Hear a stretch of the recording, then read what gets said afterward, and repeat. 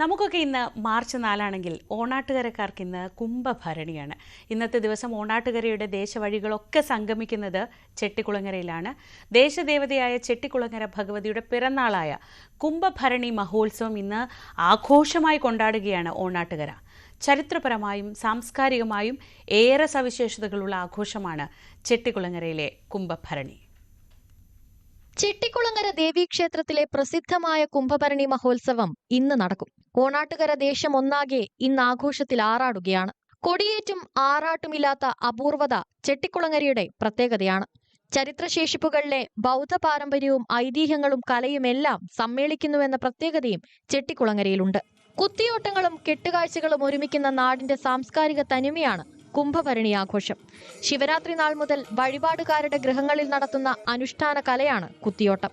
രേവതി നാൾ വരെ അനുഷ്ഠാനം തുടരും. ഏതാണ്ട് 5:30 ഓരോ കരകളും ക്ഷേത്രത്തിൽ എത്തിച്ചേരുകയും കരകളുടെ ക്രമമനുസരിച്ച് കാഴ്ചക്കണ്ടത്തിൽ അണിനിരക്കുകയാണ്. അതുകൊണ്ട് ഓരോ കരകളും അതിൻ്റെ ക്രമമായിട്ടുള്ള സ്ഥലത്ത് ഇരുന്നില്ലെങ്കിൽ കരകളുടെ അമ്മയുടെ മക്കൾ ഒരുക്കിക്കൊണ്ടുവരിക്കുന്ന അമ്മയ്ക്ക് വേണ്ടി ഒരുക്കിക്കൊണ്ടു വന്നിരിക്കുന്ന കെട്ടുകാഴ്ചകളുടെ അടുക്കലേക്ക് നീങ്ങുകയും ഏതാണ്ട് 6 മണി വരെ ഓരോ കരകളുടെ മുമ്പിൽ മാറി എഴുന്നള്ളിപ്പ് നടത്തി സമാപിക്കുന്നു. ഇത്തവണ 14 കുത്തിയോട്ടങ്ങളാണുള്ളത്.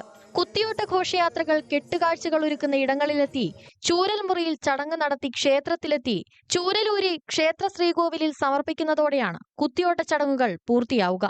വൈകിട്ട് 5 മണിയോടെ 13 കരകളിൽ നിന്നായി കെട്ടുകാഴ്ചകൾ ക്ഷേത്രത്തിലേക്കെത്തും. 100 അടി വരെ ഉയരമുള്ള കുതിരകളും തേരുകളും ഭീമൻ, ഹനുമാൻ, പാഞ്ചാലി എന്നിവയാണ് കെട്ടുകാഴ്ചകൾ.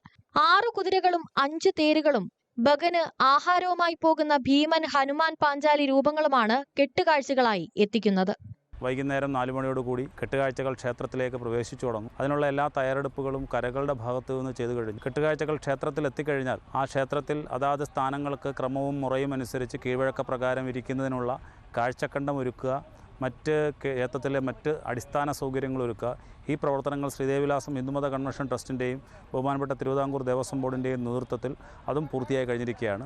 ഈരേഴ തെക്ക്, ഈരേഴ വടക്ക്, കൈത തെക്ക്, കൈത വടക്ക്, കണ്ണമംഗലം തെക്ക്, കണ്ണമംഗലം വടക്ക്, പേള, കടവൂർ, ആഞ്ഞിലിപ്ര, മറ്റം വടക്ക്, മറ്റം തെക്ക്, മേനാമ്പള്ളി, നടക്കാവ് എന്നിങ്ങനെയാണ് 13 കരകൾ. വൈകുന്നേരത്തോടെ കെട്ടുകാഴ്ചകൾ ക്ഷേത്രത്തിലേക്ക് എത്തിത്തുടങ്ങും. വൈകിട്ട് 7 മണിയോടെ കെട്ടുകാഴ്ചകൾ പൂർണ്ണമായി ക്ഷേത്രത്തിന് കിഴക്ക് ഭാഗത്തെ കാഴ്ചക്കണ്ടത്തിൽ നിരക്കും.